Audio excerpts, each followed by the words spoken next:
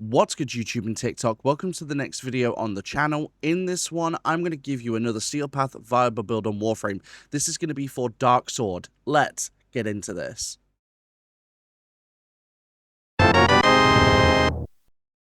So Dark Sword is one of the weapons that you can access really early in the game. I think it's very low mastery rank requirement, which is nice. And it's not a bad weapon, actually, even for Steel Path, which I'm going to go through my build shortly. So let's jump into the build itself. So for the stance mod, I've got Iron Phoenix, fast cutting attacks with puncture finish. We've got Prime Pressure Point for 165% melee damage, Galvanized Elementalist for 80% status damage on melee kill, plus 30% status chance for 20 seconds, stacks up to 4 times. We've got Condition Overload for 80% melee damage per status type affecting the target, Weeping Wounds for 40% status chance per combo multiplier. We've got Berserker Fury for on melee kill, 35% attack speed for 10 seconds, stacks up to 2 times. We've got Vicious Frost for 60% cold and 60% status chance. Virulent Scourge for 60% toxin and 60% status chance. Voltaic Strike for 60% electricity and 60% status chance. In the Arcane slot, we've got Melee Influence, on melee, rank 5 on melee electricity status, 20% chance for elemental melee status effects to apply to enemies within 20 meters for 18 seconds, cannot refresh while active. So we're going for a melee influence build, of course, being procced by our electric status. We've also got viral on here to help go through health, and this weapon comes with innate radiation as well. So that comes to damage to sentience and the murmur. So you've got damage for a lot of different things. We have gone for a status build for this weapon, primarily because the critical status of this weapon is just too low. Like, the base critical chance is 5% and the base critical damage is just 1.5 times. In my opinion, there's no real point aiming for criticals on this weapon because you just don't land them.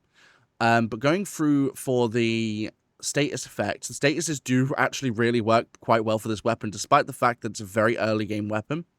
But let's jump into the mission. I will show you what this thing can do. Alright, so as per usual, we're here at Oxymoker in the Void, and I'll quickly explain why we're here. So the Void is one of the latest areas of the game, so you're dealing with the Corrupted. And with the Corrupted, you're dealing with enemies with just health, enemies with health and shields, and enemies with high armor, giving you a more varied example of what your weapon / Warframe is going to be able to do. The reason I'm using Necros Prime is because normally for my build videos I use my Atlas Prime, but because he's built around melee primarily, he'll do extra damage, which will mute, so it'll sort of negate part of the build, because my builds are primarily for any Warframe to use. My Necros Prime has nothing that affects any kind of damage outputs for melee specifically, so it's not really going to make a difference if I use him or any other Warframe that doesn't boost melees. So let's jump into this. So I've got my Gloom ready to keep my Necros alive, because it's how I keep them alive primarily. Now, starting to get kills on enemies really isn't that deep. Like, it's pretty easy to get kills with this thing out the gate. And then, of course, with the electric status procs and every other element procking across enemies, obviously you want enemies in wide groups, but the reason why I'm choosing this mission specifically is because I always use Oxymoko anyway. But it's a very realistic setting, right? Because obviously, you're not always going to be doing missions where enemies are always grouped. So you're not going to be doing, like, defenses, mobile defenses, interceptions where enemies just group up together all the time. But because of the way melee influence works is even in rooms like this where you've got, like, a few enemies but nothing too crazy, you're still going to be hitting a lot of enemies in sequence, so it doesn't make too much of a difference. As per usual, I'll stay until the Acolyte gets here. I need to move before that blows up. So you can see what this does to Acolytes. It works okay. Like, it's not the best weapon for Acolytes, I will admit. So, obviously, if you're fighting an Acolyte, keep in mind that you want to use your other weapons if you've got ones that will work. Of course, finishes being a thing is awesome because it allows you to take out Xmas units a lot easier. But as a standard weapon going through missions, it's not bad at all. Ideally, though, if you're fighting against Xmas units or you're fighting against heavily armored units that you're having a problem with, attack other enemies so you can get those procs through just the melee influence and then go from there. But as a standard weapon, it's genuinely not bad at all. Like, there are definitely earlier game weapons that are a lot worse than this because they don't do any damage at all. Like, I remember doing a video a few months ago now for Plasma Sword, which is not a great weapon. It definitely would need a rework if you want to make it really work on the Steel Path. But for general usage and just standard enemies, it works absolutely fine. Because of the statuses that you're spreading, a lot of the time the viral's going to go with it, so it's just going to help cut through enemies as it is anyway. But then for normal enemies as well, just cutting through them really isn't a big deal. Again, thanks to a lot of the statuses being spread. But another cool thing is because it has innate radiation as well, when the radiation spreads, if the enemies live long enough, they'll start attacking each other regardless, because radiation allows you to do that. But of course, look, I'm taking out a bunch of enemies in one room because of this effect. So especially if you're playing a mission that has a lot of enemies grouped like that, you're going to benefit a lot more. So again, stuff like defense missions. But again, so I'll reiterate, the reason why I use this specific mission is because it's a extermination. Exterminate missions are generally quite nice to pick for this sort of thing. But as you can see, that Xmas unit I took out very easily because I was spreading those... Ow! Rude! What the hey? Okay. That came out of left field. What the hell? That's not happened much in missions. As I was saying, before I got so rudely interrupted, because of the statuses that you spread, so like I'm spreading the status now, which is nice. It's like all the enemies in range are being hit by them, which is cool. But it also means that over time, Xmas units are just taking that damage anyway. Which is quite nice. But before I got so rudely interrupted,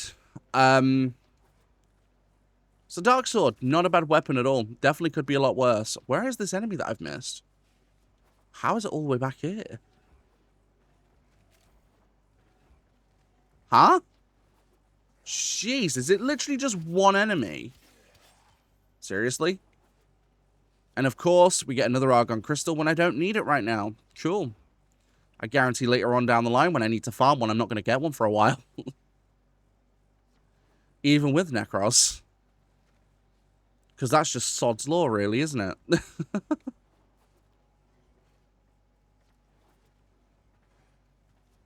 But the one thing I do love about melee influence builds is just the status spread. Like, if you've got, let's say, 20 enemies grouped and you proc off, that's it. You just see damage numbers all over the screen.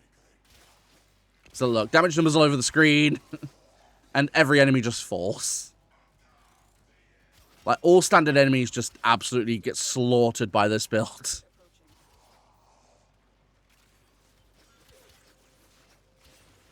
Even like heavy gunners and stuff don't actually survive all too long. Once you've procced those statuses, you can just leave it and they'll just die on their own. You don't actually have to do anything. And then because of the completely high status chance as well, because we're over 100% by default anyway, Weeping Wounds is going to boost that even higher. So you're always going to be landing a status of some kind, meaning that there's a lot of chances for your electric status to pop off and then spread all the statuses. So look, as you can see, they're spreading. Another Blitz Eximus, man. I keep having this happen as well, while a Blitz Eximus just appear for no reason. Get out of my way.